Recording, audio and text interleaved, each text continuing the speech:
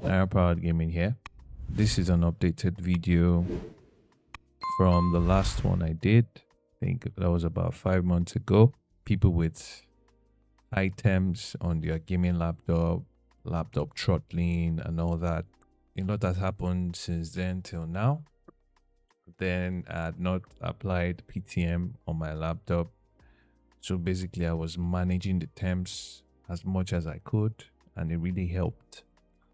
So now I have had to apply PTM, phase changing material, to my CPU and GPU. And I also applied thermal putty on all the chips. So by default, my temps are way better. And now I think I'm hovering around 87, 88, 90 degrees. It's not spiking to 100 degrees anymore. That's stock, which is within the safe range. I still had to undervolt my laptop and underclock it a bit because I still want my temps to be super cool. I dropped a video for Doom the Dark Ages about 2 days ago. You can watch it. My ThrottleStop settings was reset for one reason or the other, and my temps, you can check it from that video. I'm going to drop another Doom the Dark Ages gameplay after applying the settings on ThrottleStop. So just so you know, undervolting your laptop and underclocking your laptop can be dangerous if you don't know what you're doing. So just so you know, if you cannot do it, don't do it. I'm not responsible for any damage you do to your device. This is just for educational purposes based on how I use my laptop. So all the best. Let's dive in. This is Powered Gaming. Like, share, subscribe. It will mean a lot to this channel. Let's go.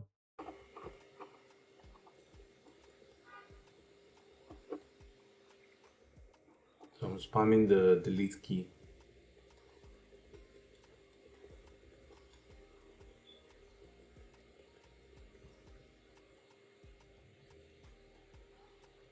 So now we're in the BIOS.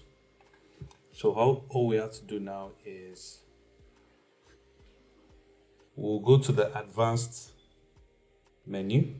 As you can see, we're now in the advanced menu. So the key combination is F2, that's on the left side of the keyboard, then left Alt, then right Shift, then the Copilot button together. You can see some other options came out now. So from here, the first option we're going to enable so we can use ThrottleStop as it should is power and performance. So we're going into power and performance. Then we go to overclocking lock. Set it to disabled. It will be on enabled by default. So you set it to disabled. Then you go back, you press the escape key to go back. That's what I pressed. Let me show you. You press escape, you go back, then you go into overclocking performance menu. Enable the overclocking feature. So it will be disabled by default. You select it, enable. Then undervolt protection will be enabled by default. This is very important. You set it to disabled. Then you come here to the right side, you press the arrow keys to the right side.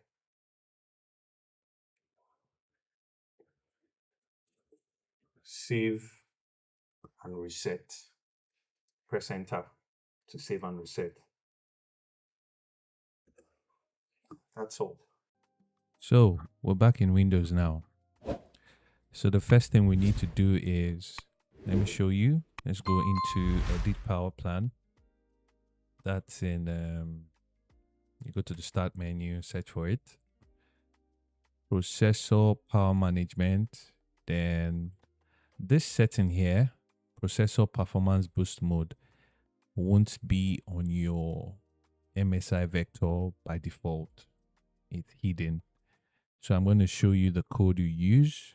I'll paste it in the description so you can use it on CMD. Let me show you. So let's run CMD as administrator. So yeah. So we'll paste it. So that's it. You paste this, then you press enter. Then you restart your PC. And that's that for that. Then you come here, you come back to the edit power plan. Then by default, this will be on aggressive, and this plugged in also will be on aggressive. You change it to efficient enabled. Both of them, you change them to efficient enabled. So I'm also gonna recommend, if you have not used any thermal compound on your laptop, maybe it's getting really hot. Mine was getting to around 100 degrees at some point. I was like, nah, I can't keep going like this. Yes, the Ultra 9275HX can do up to 100 degrees, but come on. If you want to use your PC for a long time, you want it to last. You know, I mean, these laptops are not cheap. If you want it to last, you can just come here and disable boost altogether. Your games will still perform fine. You're just going to lose a little bit of FPS, like 2-3 FPS. Bro, that's not going to be an issue for any game you'll be running. So if you disable that, your temps will come down drastically. Then your clock speed, I think, is going to be around the range of the 3.5 gigahertz ish. It won't exceed that. But if you leave it on efficient enabled, it will boost when it needs to. So mine is on efficient enabled because I've used PTM on my CPU and GPU, and I've also applied thermal putty on my chips. So that's that for that. Then under setting, you might want to disable is core isolation. You go to core isolation. This is connected to virtualization based security. If this is enabled, your ThrottleStop might not work. But before you use ThrottleStop, before you disable that, rather, you can open ThrottleStop. Let's open ThrottleStop here. Open it. Then you come here to FIVR.